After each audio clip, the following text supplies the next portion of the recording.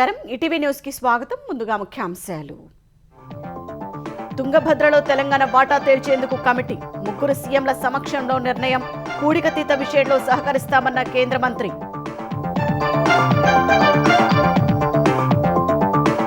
పోలవరం నల్లమల సాగర్ కు సమ్మతించాలని చంద్రబాబు ప్రతిపాదన ముందు పాలమూరు డిండి ప్రాజెక్టులకు ఎన్ఓసీ ఇవ్వాలన్న రేవంత్ రెడ్డి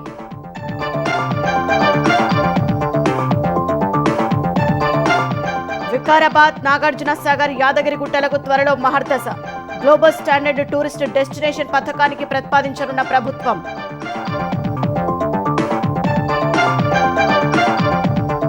ప్రైవేటు పాఠశాలల్లో ఫీజుల నియంత్రణపై లోకేష్ దృష్టి ఇతర రాష్ట్రాల్లో అధ్యయనానికి ఆదేశాలు ఐటీఐల్లో ఏఐ ల్యాబ్ల ఏర్పాటుకు మంత్రి సూచన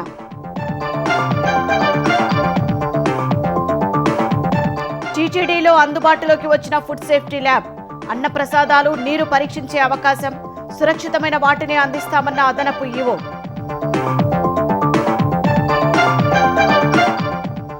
వాణిజ్య ఎల్పీజీపై ఆంక్షలు ఎత్తివేసిన కేంద్రం యుద్ధం ముందున్న స్థాయికి సరఫరా పునరుద్ధరణ వాణిజ్య పారిశ్రామిక వినియోగదారులకు ఊరట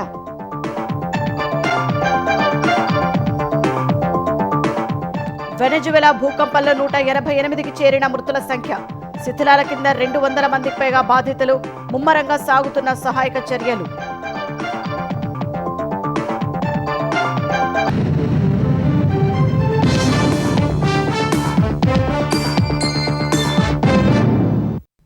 జల వివాదాల పరిష్కారంపై చర్చకు తుంగభద్ర డ్యాం గేట్ల ప్రారంభోత్సవం వేదికగా నిలిచింది. కేంద్ర జలశక్తి మంత్రి సిఆర్ పాటిల్, ఏపీ, తెలంగాణ, కర్ణాటక ముఖ్యమంత్రులు చంద్రబాబు, రేవంత్ రెడ్డి, డీకే శివకుమార్ సుమారు 45 నిమిషాల పాటు చర్చించినట్లు తెలిసింది. తుంగభద్రలో ప్రత్యేకించి ఆర్డీఎస్లో తెలంగాణ వాటా వచ్చేలా చూడటానికి కమిటీ ఏర్పాటు చేయాలని నిర్ణయించారు.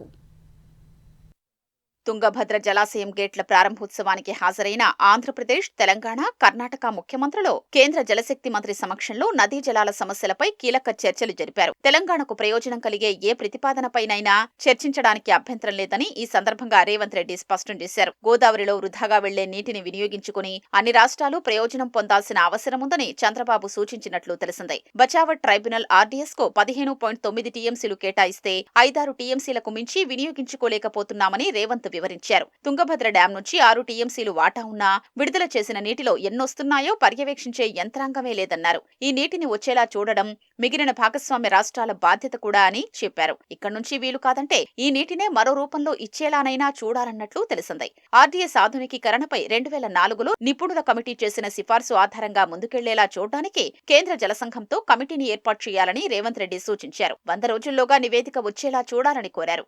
పూడికతీతకు డ్యాం పునరుద్ధరణ ప్రాజెక్టు కింద నిధులు కేటాయించాలని రేవంత్ రెడ్డి కోరినట్లు తెలిసింది. గోదావరి, కావేరీ అనుసంధానంపైన సమగ్రంగా చర్చ జరిగినట్లు తెలుస్తోంది. ఇంద్రావతిలో ఛత్తీస్గఢ్ కు కేటాయింపు ఉండి వాడుకోని నీటిని మళ్లించడంపై సమావేశంలో చర్చ జరిగినట్లు తెలిసింది. వరద నీటిని వినియోగించుకునేలా ప్రతిపాదించిన పోలవరం నల్లమల సాగర్ కు అంగీకరించాలని చంద్రబాబు పేర్కొన్నట్లు తెలిసింది. దీనివల్ల ఎవరికీ నష్టం లేదన్నారు. ముందుగా పాలమూరు, రంగారెడ్డి, డిండి ఎత్తిపోతలకు ఎన్ఓసీ ఇవ్వాలని రేవంత్ కోరినట్లు తెలిసింది. ఛత్తీస్గఢ్ నీటిని ఇచ్చంపల్లి లేదా సమ్మక్క సాగర్ నుంచి నాగార్జున సాగర్ కు మళ్లించడంపైనే కేంద్రీకరణ ఉండాలని సూచించినట్లు సమాచారం. తుంగభద్రపై నిపుణుల కమిటీ మినహా మిగిలిన ఏ అంశంపైనైనా ఎలాంటి నిర్ణయానికి రాలేదని, సానుకూల వాతావరణంలో చర్చలు జరిగినట్లు నీటిపారుదల శాఖ వర్గాలు పేర్కొన్నాయి. తుంగభద్ర డ్యాం గేట్ల ప్రారంభోత్సవం సందర్భంగా తెలంగాణకు రావాల్సిన కృష్ణా జలాలపై ముఖ్యమంత్రి రేవంత్ రెడ్డి ఎలాంటి హామీలు సాధించారో చెప్పాలని మాజీ మంత్రి హరీష్ రావు డిమాండ్ చేశారు. తెలంగాణకు ఆర్డీఎస్ కింద కేటాయించిన నీటిపై స్పష్టమైన హామీలు సాధించారా అని అడిగారు. ఆంధ్రప్రదేశ్లోని ఆర్డీఎస్ లూయిజ్లను శాశ్వతంగా మూసివేయడం, ఆర్డీఎస్ మరమ్మతులపై ఏపీ నుంచి హామీ తీసుకున్నారా అని ప్రశ్నించారు. కర్ణాటక పరిధిలోని ఆర్డీఎస్ కాలువకు తక్షణ మరమ్మతులు, నిరంతర నిర్వహణపై కర్ణాటక ప్రభుత్వం నుంచి హామీ పొందారా అని అడిగారు. తుంగభద్ర గేట్లు మార్చడం వల్ల తెలంగాణకు 15.9 టీఎంసీల నీరు ఎలా వస్తుందని హరీష్ ప్రశ్నించారు. 75 ఏళ్లుగా ఉన్న గేట్లతో పాటు తెలంగాణకు 5 టీఎంసీలకు మించి నీరు రాలేదన్నారు. ఆంధ్రప్రదేశ్, కర్ణాటక ప్రవేశపెట్టిన సిస్టమ్ లాసెస్ భావనను ఎందుకు అంగీకరించారని ప్రశ్నించారు. సుంకేశల వద్ద కేసీ కెనాల్ కోసం ఆంధ్రప్రదేశ్ 39 టీఎంసీల కృష్ణా జలాలు వినియోగిస్తున్న అంశాన్ని అదనంగా మళ్లిస్తున్న 10 టీఎంసీల గురించి ప్రస్తావించారా అని అడిగారు. కర్ణాటకలో 35 టీఎంసీలతో ప్రతిపాదించిన నవళే రిజర్వాయర్, ఏపీలో 20 టీఎంసీలతో ప్రతిపాదించిన గుండ్రేవుల ప్రాజెక్టుపై తెలంగాణ తరపున అభ్యంతరం వ్యక్తం చేశారా అని అడిగారు. ఆంధ్ర, కర్ణాటక నుంచి కీలక అంశాలపై ఎలాంటి నిర్దిష్ట హామీలు లేకపోతే ఇది కేవలం రాజకీయ ప్రచారం మాత్రమే అని హరీష్ రావు ఆక్షేపించారు. యూరియా యాప్ను బంగాళాఖాతంలో వేస్తామన్న వారిని రైతులు ఎప్పుడు బంగాళాఖాతంలో వేశారని తెలంగాణ వ్యవసాయ శాఖ మంత్రి తుమ్మల నాగేశ్వరరావు విమర్శించారు. ఖమ్మం జిల్లా చింతకాని మండలం జగన్నాథపురంలో ఈ నెల 30న ముఖ్యమంత్రి పాల్గొననున్న రైతు ఆశీర్వాద సభ ఏర్పాట్లను మంత్రి పరిశీలించారు. వ్యవసాయం అంటే తెలియని వాళ్లే యూరియా యాప్పై విమర్శలు చేస్తున్నారని ఆయన మండిపడ్డారు. అధికారం పోయిందన్న బాధతోనే బీఆర్ఎస్ నేతలు విమర్శలు చేస్తున్నారని ఆరోపించారు.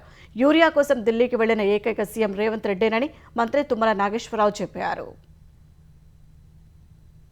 మమ్మల్ని చూసి కేంద్ర ప్రభుత్వం మోడీ గారే అడాప్ట్ చేస్తుంటే బ్లాక్ మార్కెటింగ్ ఉండదు, నిజమైన రైతుకి వెళ్తుంది.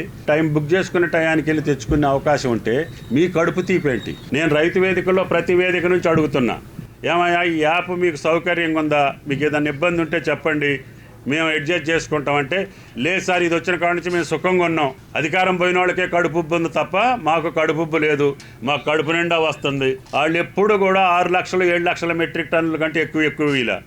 నేను ఈ 3 సంవత్సరాలు కూడా 10 లక్షలు ఇస్తున్నాను.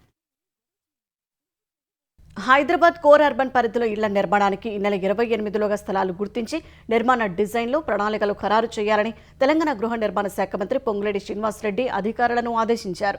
జీహెచ్ఎంసీ, మల్కాజ్గిరి, సైబరాబాద్ మున్సిపల్ కార్పొరేషన్ల పరిధిలో ఇందిరమ్మ ఇళ్ల నిర్మాణంపై సచివాలయంలో మంత్రి సమీక్ష నిర్వహించారు. పేదల జీవనోపాధికి ఇబ్బంది లేకుండా వారు ప్రస్తుతం నివసిస్తున్న ప్రాంతాలకు సమీపంలోనే 10 అంతస్తులో ఇందిరమ్మ ఇళ్ల నిర్మాణం చేపట్టనున్నట్లు ఆయన చెప్పారు. హైదరాబాద్లోని కీలక ప్రాంతాల్లో కోట్ల రూపాయల విలువైన ప్రభుత్వ భూముల్లో వీటిని నిర్మించనున్నట్లు చెప్పారు. ఈ ఏడాది క్యూర్ పరిధిలో 1,00,000 ఇళ్ల నిర్మాణం లక్ష్యంగా పెట్టుకున్నామని వివరించారు. మొదటి విడతలో నియోజకవర్గానికి 500 చొప్పున నిర్మిస్తామని తెలిపారు. హైదరాబాద్ కోర్ అర్బన్లోని 26 నియోజకవర్గాల్లో ఇప్పటికే సుమారు 20 వరకు స్థలాలను గుర్తించామన్నారు. అపార్ట్మెంట్లో స్థలం అన్డివైడెడ్ షేర్ను మహిళల పేరిట రిజిస్ట్రేషన్ చేయనున్నట్లు మంత్రి పొంగులేటి తెలిపారు. ప్రైవేటు పాఠశాలలో అధిక ఫీజుల నియంత్రణకు ఇతర రాష్ట్రాలు అవలంబిస్తున్న విధానాలను అధ్యయనం చేయాలని ఆంధ్రప్రదేశ్ విద్యాశాఖ మంత్రి నారా లోకేష్ అధికారులను ఆదేశించారు. ఉండవల్లి నివాసంలో విద్యా నైపుణ్యాభివృద్ధిపై మంత్రి సమీక్ష నిర్వహించారు. ప్రభుత్వ పాఠశాలలో విద్యార్థుల హాజరు, అభ్యసన ఫలితాలపై దృష్టి పెట్టాలని సూచించారు. అమరావతిలో రాష్ట్ర కేంద్రీయ గ్రంథాలయం, విశాఖలో జిల్లా కేంద్రీయ గ్రంథాలయం, మంగళగిరిలో స్కిల్ ఎక్సలెన్స్ సెంటర్ ఏర్పాటుపై చర్చించారు. ఆయా భవన నమూనాలను లోకేష్ పరిశీలించారు.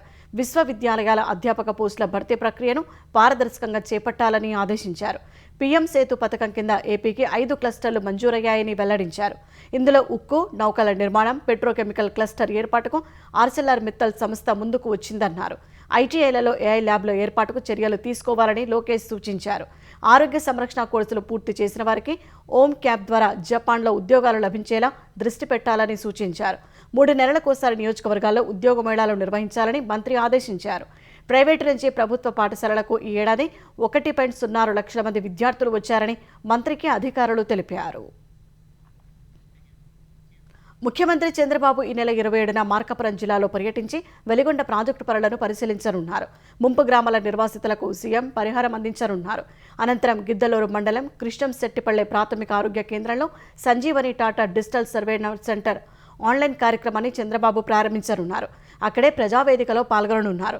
సాయంత్రం గిద్దలూరు నియోజకవర్గ టీడీపీ క్యాడర్తో చంద్రబాబు సమావేశం కానున్నారు. చంద్రబాబు పర్యటన ఏర్పాట్లను ఎమ్మెల్యేలు Ugra Narasimha Reddy, Kandula Narayana Reddy, Yerragondapalem TDP incharge Erikshan Babu, MLA Ashok Reddy ఉన్నతాధికారులు పరిశీలించారు. స్వయం సహాయక సంఘాల బ్యాంకు రుణ నిల్వలు తగ్గాయంటూ మాజీ సీఎం జగన్ ఎక్స్లో చేసిన పోస్ట్ అవాస్తవమని మంత్రి కొండపల్లి శ్రీనివాస్ స్పష్టం చేశారు. జగన్ అబద్ధాలు చెప్పి ప్రజలను మభ్యపెట్టాలనుకున్న అంకెలు ఎప్పుడు నిజాలే చెబుతాయని వెల్లడించారు. 2020-21లో ఆర్బీఐ స్వయం సహాయక సంఘాల కోసం కొలేటరల్ ఫ్రీ రుణ పరిమితిని పెంచే ముందు ఏపీలో ఎస్హెచ్జీలపై బ్యాంకు రుణాల నిల్వ మొత్తం కేవలం 30,644 కోట్లే ఉందని కొండపల్లి పేర్కొన్నారు. కొలేటరల్ ఫ్రీ రుణ పరిమితిని 10 నుంచి 20 లక్షలకు పెంచడంతో 2023-24లో బకాయి రుణాల నిల్వ 90,771 కోట్లకు పెరిగిందని జగన్ తెలుసుకోవాలని మంత్రి హితవు పలికారు. జగన్ చెబుతున్నట్టు ఎస్హెచ్జీ రుణాలు తగ్గిపోయి ఉంటే 2024-25లో 89,926 కోట్లు, 2025-26లో 89,938 కోట్ల స్థాయిలో ఎస్హెచ్జీ రుణాల నిల్వలు ఎలా కొనసాగుతున్నాయని మంత్రి కొండపల్లి ప్రశ్నించారు. ఎస్హెచ్జీల ఎన్పీఏ 1% కంటే తక్కువగానే ఉందన్నారు.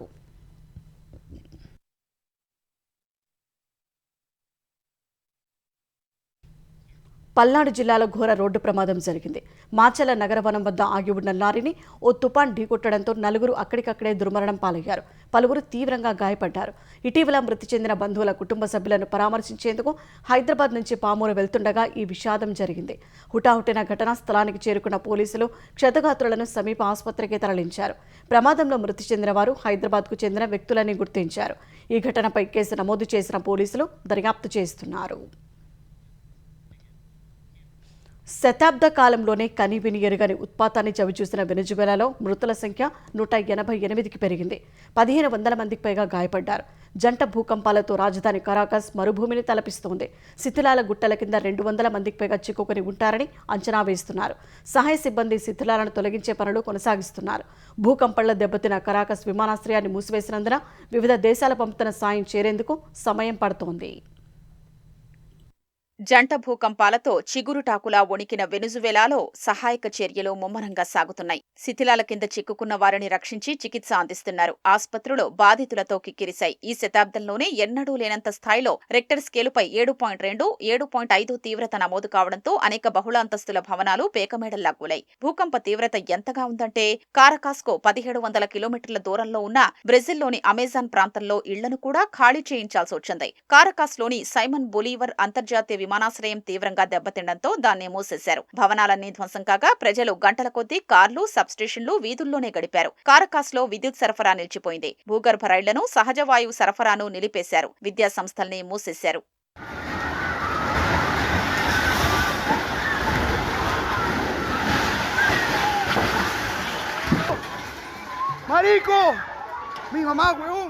భూకంపంతో కుప్పకూలిన భవనాల శిథిలాల్లో చిక్కుకుపోయిన వారిలో పలువురు సాయం కోసం ఆర్తనాదాలు చేస్తున్నారు. తమ వారు శిథిలాల కింద ఉండిపోవడంతో వారి బంధువుల రోదనలు కంటతడి పెట్టిస్తున్నాయి. శిథిలాల కింద ఉన్న వారిని రక్షించేందుకు సహాయ బృందాలు తీవ్రంగా శ్రమిస్తున్నాయి. ఇళ్లు కూలిపోవడంతో సర్వస్వం కోల్పోయిన వారు కన్నీటి పర్యంతమవుతున్నారు. భూకంపం ధాటికి లాగువేరాలో ప్రముఖ హోటల్ ఎడ్వర్డ్ శిథిలాల దిబ్బలా మారింది. ఎయిర్పోర్టుకు సమీపంలో ఉండే ఈ 10 అంతస్తుల భవనం సముద్రం వ్యూతో ఆహ్లాదకరంగా ఉండేది. తాజా భూకంపం ధాటికి ఈ భవనం శిథిలాల దిబ్బగా మారింది. వెనజువెలా బేస్బాల్ స్టార్ ఆటగాళ్లకు చెందిన సభ్యులు ఈ హోటల్ శిథిలాల కింద చిక్కుకున్నట్లు తెలుస్తోంది. భూకంపం అనంతరం సహాయక చర్యల్ని వేగవంతం చేయడం కోసం దేశవ్యాప్తంగా అత్యయిక స్థితిని విధిస్తున్నట్లు తాత్కాలిక అధ్యక్షురాలు డెల్సీ రోడ్రిగ్స్ ప్రకటించారు. $200 మిలియన్ పునర్నిర్మాణ నిధిని ఏర్పాటు చేస్తున్నట్లు వెల్లడించారు.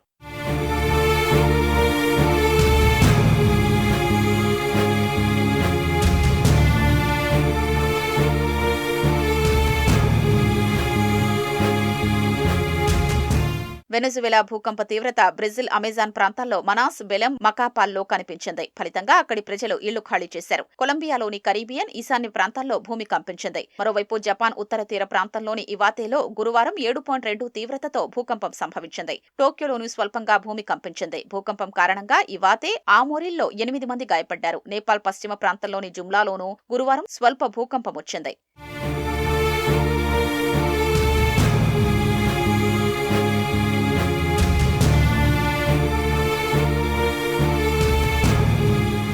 భూకంప తీవ్రతతో దెబ్బతిన్న వెనజువెలాకు ఏ సాయం చేసేందుకైనా సిద్ధంగా ఉన్నామని ప్రధాని నరేంద్ర మోదీ ప్రకటించారు. సాయం చేసేందుకు America, France, Brazil, China, Spain తదితర దేశాలు ముందుకొచ్చాయి. అనేక దేశాలు విపత్తు బృందాలు సహాయ సామగ్రి, ఔషధాల్ని హుటాహుటిన తరలిస్తున్నాయి.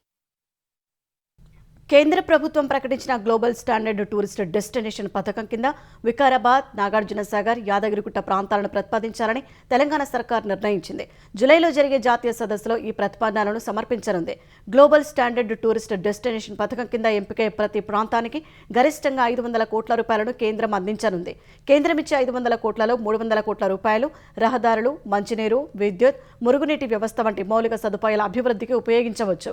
మిగతా నిధులను ప్రత్యేక పర్యాటక నిర్వహణ సంస్థ ఏర్పాటుకు, సందర్శకులకు సేవలు అందించేందుకు ఉపయోగించే అవకాశం ఉందని Telangana tourism corporation MD Gautami తెలిపారు. హైదరాబాద్కు సుమారు 75 కిలోమీటర్ల దూరంలో ఉన్న వికారాబాద్ ప్రకృతి అందాలకు నిలయం. దేశంలోని అతిపెద్ద జలాశయాల ఒకటైన నాగార్జునసాగర్కు చారిత్రక, ఆధ్యాత్మిక, ప్రకృతి పర్యాటక ఆకర్షణలు ఉన్నాయి. ఏటా భారీగా భక్తులు సందర్శించే శ్రీ లక్ష్మీ నరసింహస్వామి క్షేత్రం, యాదగిరిగుట్ట ఈ 3 ప్రాంతాలను కేంద్ర పథకానికి ప్రతిపాదించి అభివృద్ధి చేయాలని ప్రభుత్వం నిర్ణయించింది. తెలంగాణలో సుమారు 13,000 కోట్లతో రహదారులు భవనాల శాఖ చేపట్టనున్న హామ్ రోడ్ల నిర్మాణానికి ఈ నెల 28న శ్రీకారం చుట్టనున్నారు. నల్గొండ జిల్లా కనగల్లో సీఎం రేవంత్ రెడ్డి హామ్ రోడ్ల నిర్మాణ పనులు ప్రారంభించనున్నారు. హైబ్రిడ్ యాన్యుటీ మోడల్ హోమ్ విధానంలో రోడ్లు భవనాల శాఖ రాష్ట్ర వ్యాప్తంగా 6,092 కిలోమీటర్ల మేర 441 రోడ్లు నిర్మించనుంది. హ్యామ్ విధానంలో రోడ్ల నిర్మాణ ఖర్చులో 40% ప్రభుత్వం విడతల వారీగా కాంట్రాక్టర్కు నిర్మాణ సమయంలోనే చెల్లిస్తుంది. మిగతా 60% కాంట్రాక్టర్ ఖర్చుతో రోడ్లు నిర్మించి 15 ఏళ్ల పాటు నిర్వహిస్తారు. 15 ఏళ్ల నిర్మాణ సమయంలో విడతల వారీగా ప్రభుత్వం కాంట్రాక్టర్ పెట్టిన 60% డబ్బును తిరిగి చెల్లిస్తుంది. హ్యామ్ రోడ్లకు ప్రజల నుంచి టోల్ ఫీజు వసూలు చేయబోమని ప్రభుత్వం తెలిపింది. కేంద్ర ప్రభుత్వ విధి విధానాల ప్రకారమే హామ్ రోడ్లను నిర్మిస్తున్నట్లు ప్రభుత్వం తెలిపింది. గ్రామీణ ప్రాంతాల్లో సుమారు 6,250 కోట్ల రూపాయలతో నిర్మించనున్న 2,162 హ్యామ్ రోడ్లను కూడా త్వరలో సీఎం ప్రారంభిస్తారని మంత్రి కోమటిరెడ్డి వెంకటరెడ్డి చెప్పారు. ఆంధ్రప్రదేశ్లో పర్యాటక రంగాన్ని అంతర్జాతీయ స్థాయికి తీసుకెళ్లేందుకు కృషి చేస్తున్నామని మంత్రి కందుల దుర్గేష్ తెలిపారు. సచివాలయంలో AP chamber of commerce and industry federation ప్రతినిధి బృందం మంత్రి దుర్గేష్తో సమావేశమైంది. ఏపీలో పర్యాటక రంగం బలోపేతానికి, పెట్టుబడుల ఆకర్షణకు పలు సూచనలతో వినతి పత్రాన్ని అందించింది. పరిశ్రమలు, హాస్పిటాలిటీ, ట్రావెల్, ఏవియేషన్, లాజిస్టిక్స్ రంగాలు, ఏపీ ఛాంబర్స్ ప్రతినిధులతో tourism stock holder advisory council ఏర్పాటు చేయాలని మంత్రిని కోరింది. ప్రవాసాంధ్రుల సాయంతో విజిట్ ఏపీ ప్రచారాన్ని గ్లోబల్ ప్రమోట్ చేయాలని ఫెడరేషన్ ప్రతినిధులు కోరారు. 50 కోట్లలోపు వ్యయంతో నిర్మించే ఎంఎస్ఎంఈ పర్యాటక ప్రాజెక్టులకు త్వరితగతిన అనుమతులు ఇచ్చేలా ఫాస్టాగ్ విధానం ఏర్పాటు చేయాలని అభ్యర్థించారు. లేపాక్షి, గండికోట, బెలుం గుహలకు యునెస్కో గుర్తింపు తేవాలన్నారు. ఏపీ ఛాంబర్స్ బృందం ప్రతిపాదనలపై మంత్రి దుర్గేష్ సానుకూలంగా స్పందించారు. పెండింగ్లో ఉన్న పర్యాటక ప్రతిపాదనల క్లియరెన్స్ను వేగవంతం చేస్తామని హామీ ఇచ్చారు.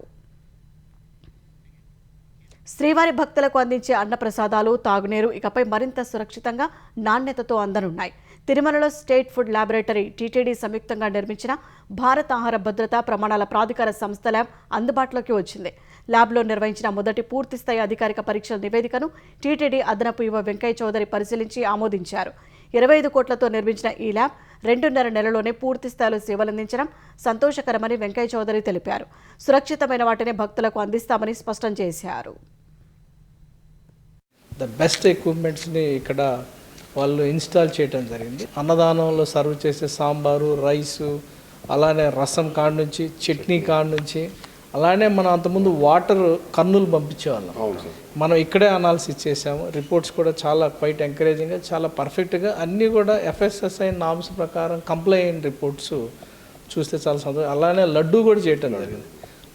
లడ్డూలో కూడా మైక్రోబయాలజీ కూడా చేయటం జరిగింది. మనం సెల్ఫ్ సఫిషియెంట్ స్టాట్యూటరీ పారామీటర్స్ని కూడా టెస్ట్ చేసే ల్యాబొరేటరీ ఉండటం అనేది మనకి చాలా సంతోషకరమైన విషయం.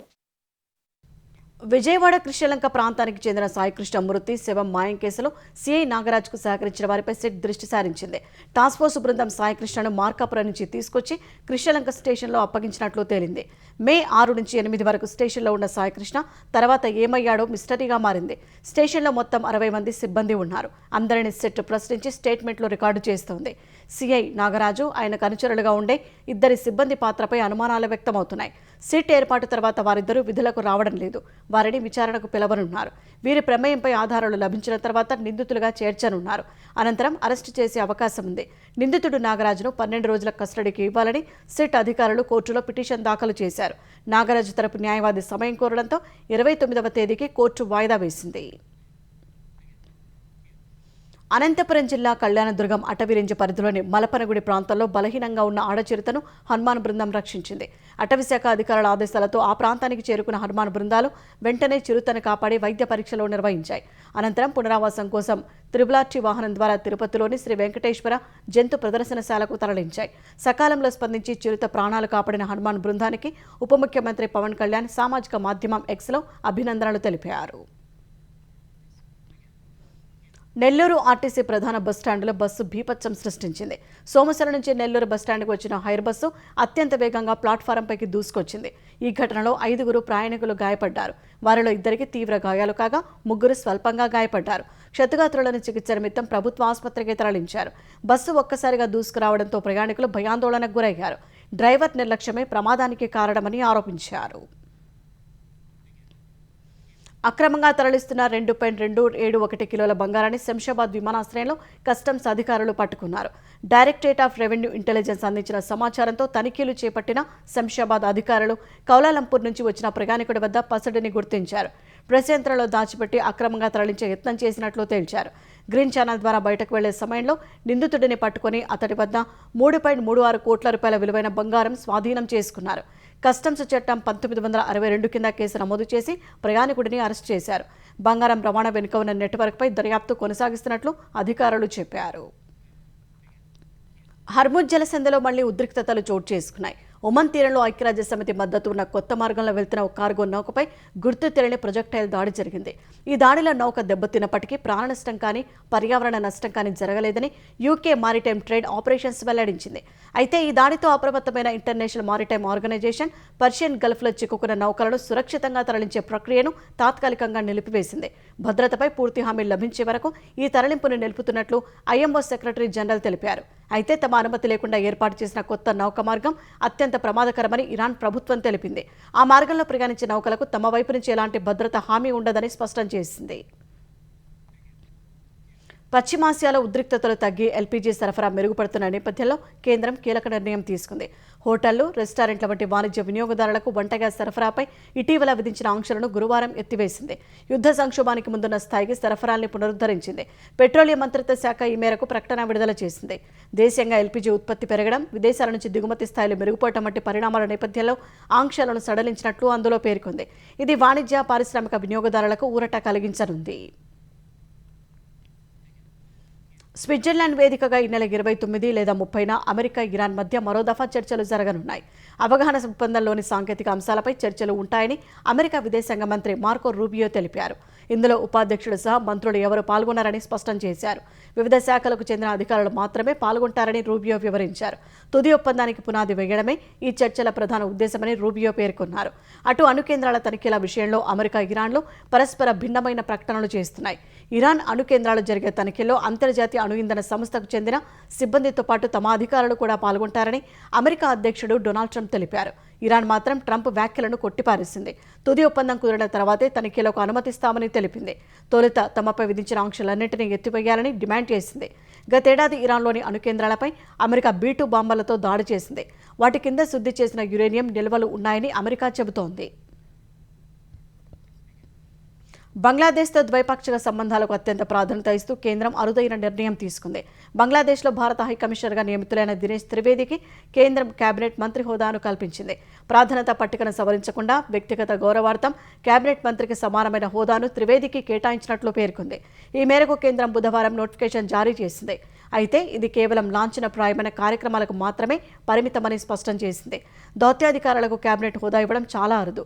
1992 నుంచి 96 వరకు వాషింగ్టన్లో భారత రాయబారిగా పనిచేసిన కాంగ్రెస్ సీనియర్ నేత సిద్ధార్థ శంకర్రేకు కూడా అప్పటి ప్రభుత్వం కేబినెట్ హోదా కల్పించింది. తర్వాత ఇన్నాళ్లకు దినేష్ త్రివేదికి అలాంటి అవకాశం దక్కింది. పశ్చిమ బంగాల్కు చెందిన 70 ఏళ్ల దినేష్ త్రివేది గత యూపీఏ ప్రభుత్వంలో రైల్వే, ఆరోగ్య శాఖల మంత్రిగా పనిచేశారు. తృణమూల్ కాంగ్రెస్లో సుదీర్ఘకాలం పనిచేసిన ఆయన 2021 ఫిబ్రవరిలో బీజేపీలో చేరారు. ఈ ఏడాది ఏప్రిల్ 27న బంగ్లాదేశ్లో భారత హైకమిషనర్గా నియమితులయ్యారు.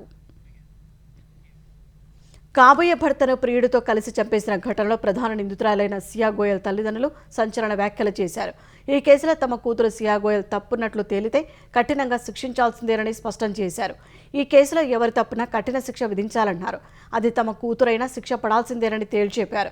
తన కూతురు దోషి అని తేలితే కేతన్ను ఏ ప్రదేశం నుంచి అయితే లోయలోకి తోసేశారో అక్కడి నుంచే ఆమెను కూడా తోసేయాలని ఆమె తల్లి పూజా గోయల్ అన్నారు.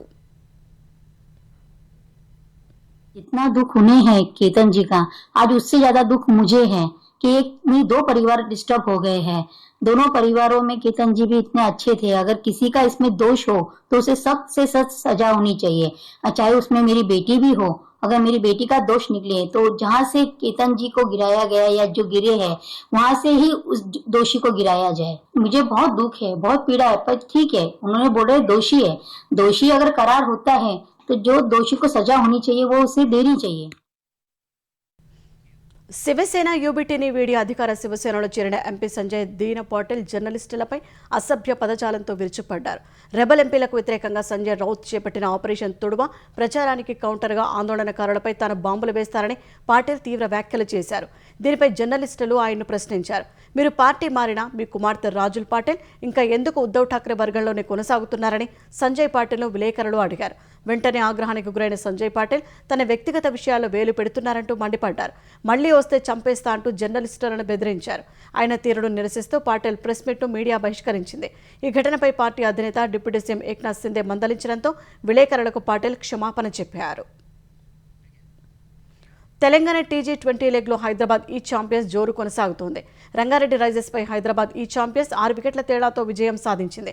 తొలుత బ్యాటింగ్ చేసిన రంగారెడ్డి రైజర్స్ 20 ఓవర్లలో 4 వికెట్ల నష్టానికి 195 పరుగులు చేసింది. అవనీష్, ఆదిత్య జవ్హాజీ రాణించారు. 196 పరుగుల లక్ష్యంతో బరిలోకి దిగిన హైదరాబాద్ ఈ ఛాంపియన్స్ను కెప్టెన్ అభిరత్ రెడ్డి అద్భుత ఇన్నింగ్స్తో గెలిపించాడు. షణ్ముఖ అశ్విన్తో కలిసి దూకుడుగా ఆడిన అభిరత్ 45 బంతుల్లో 99 పరుగులు చేసి త్రుటిలో సెంచరీ చేజార్చుకున్నాడు. ఫస్ట్ ఆఫ్ ఆల్ మనసారా అభినందనలు. రికార్డ్స్ లో సెంచరీస్ కాలంలో 0 ఉండొచ్చు ప్రస్తుతానికి, but what you do get is definitely a free state film city. Personally it show that your stay is fantastic. ప్రతి ఒక్కరూ కూడా నిజంగా స్ఫూర్తిదాయకంగా ఆడారు. ఇలాగే మీరు కంటిన్యూ చేస్తూ ఉండాలి. అండ్ యశ్వి, మరోసారి from the bottom of my heart wish you all the very best. Let's keep this up and I'm sure it will only be a matter of time before we get our hands on the trophy.